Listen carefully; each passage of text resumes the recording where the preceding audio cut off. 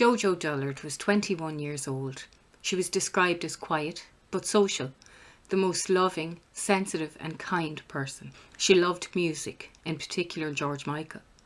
JoJo had a tough start. Her dad passed away just before she was born, and JoJo became an orphan when she lost her mum to cancer just 2 years after her first communion. Luckily, she came from a good family where she had a brother, Tom, and 3 sisters, Mary, Nora and Kathleen, who would lovingly raise her. JoJo had been living in Dublin, but had made the decision to move back to Callan, County Kilkenny, from where she was born, as she was going to be working in a restaurant called Grange's in Callan, beginning her new job the following Monday. She had to sign off social welfare, so she would need to do this by travelling back up to Harold's Cross, South Dublin, where she collected her last social welfare payment. She then decided to head into the city, where she went to Bruxelles. Bruxelles was a pub she frequented and where she knew some of the staff. As she had hoped, some of the people she knew would be there. She was delighted to find that one of the bar staff she got on great with was serving, so she decided to hang around. After a while, an ex-boyfriend of JoJo's arrived on the scene, so they had a few drinks together and the hours flew by. By the time he left Bruxelles, it was already way too late for JoJo to catch the last bus to Kilkenny, which would leave at 6 p.m. Public transport did not cater for later travellers at the time, or at least not to Kilkenny. There was a bus that would take JoJo part of the way as far as Naas, County Kildare, but that was as far as she could go on public transport. To get the remainder of the way home, she would need to rely on a good-willed person to stop and give her a lift. So she started hitchhiking in Naas, County Kildare.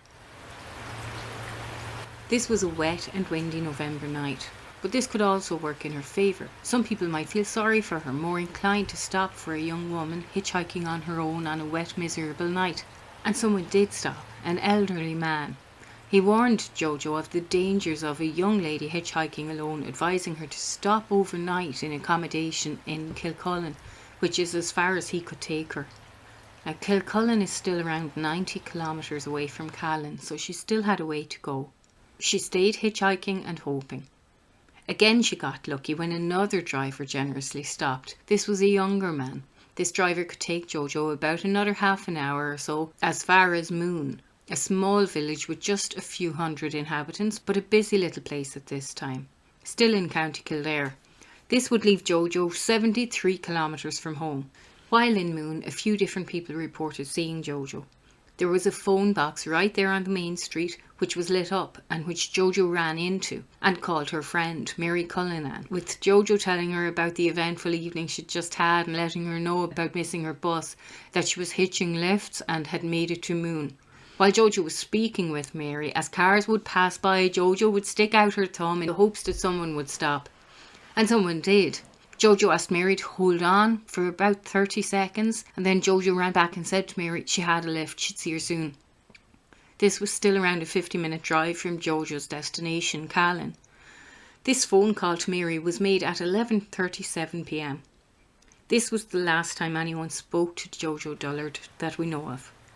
Whoever stopped at that moment and offered to take JoJo the rest of the way home has never come forward. And they did not take JoJo where they said they would. No one has ever seen or heard from JoJo Dullard since.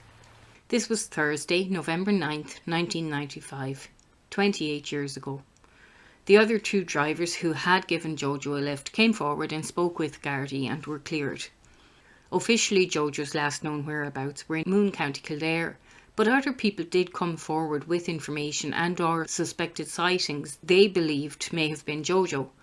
Another witness claimed to have seen a woman similar to JoJo at around 11:55, hitchhiking 7 kilometres from Moon in Castledermot, a small village in County Kildare. And some sources say multiple witnesses came forward with sightings of JoJo in Castledermot walking along the main street. There was another witness who said he saw a woman fitting JoJo's description as he was entering a chip shop in Castledermot. She was walking up the main street heading towards Carlow. Now, this is the direction JoJo would have taken if she had been dropped off in Castledermot and was trying to make her way home to Callan. A witness came forward saying that a woman answering JoJo's description was seen leaning into the back door of a dark-coloured Toyota Carina type car in Moon. Other sources say this witness saw this woman getting into the back of this car. The owner of this Carina-type car has never come forward or been traced. These timelines roughly add up, but no further information could be found to confirm any of these sightings. And then a taxi driver who was working that night came forward a year later to say he had seen a disturbing thing that night, but had thought it best to carry on and mind his own business. This was on the Waterford Road, near the small village of Kilmacow, County Waterford, which is quite a distance away, 90 kilometres or an hour's drive. This taxi driver said, at about 1:20 a.m. on the morning of 10th November 1995, he was driving along the main road at Kilmacow, 3 miles north of Waterford, when he saw a red car, a Ford Sierra with English number plates, parked at the side of the road. He said that one man was urinating beside the car, and suddenly a woman ran from the left-hand rear door of the car towards the front. She was barefoot and seemed distressed. Then a second man appeared from the back of the car, and he followed the woman, grabbed her by the hair, got her in a bear hug, and then dragged her back to the car. Other sources say he grabbed her around the waist and dragged her back to the car. They then took off at high speed in the direction of Waterford. The taxi driver said this all happened in a matter of seconds as he was driving past the car. There was never any update on this woman, these men, this car. Going by the timeline, this could have been an important sighting at the time. Another disturbing thing about this sighting is this woman seen running from and dragged back into this car had no shoes on. This rang a bell because the beast from Baltinglass, Larry Murphy, who I've mentioned a few times now and will be doing a video on, well, the survivor of Larry Murphy's attack, brutal attack, informed the Gardaí he had made her take her shoes off. In 2001, Larry Murphy kidnapped a woman from Carlow and then drove to Kilkenny in Kildare, where he assaulted her and attempted to smother her. Kilkenny is roughly 7 kilometres away from Moon. Murphy lived 15 kilometres away from Moon at the time in an area called Woodfield, Baltinglass. This could be a coincidence, but if it's a coincidence, it's a scary one. There were 2 men in this car, and Larry Murphy was convicted of only one crime, which he alone committed. But we'll talk more about this in the Beasts episode. The JoJo Dullard Memorial Trust was established in 1998, set up by her sister Mary Phelan and her husband Marty Phelan, with the assistance of TD John McInnes. Mary and her husband Martin say that at a meeting in 1996, a senior Garda told them that officers knew the identity of the man who abducted, raped and killed JoJo.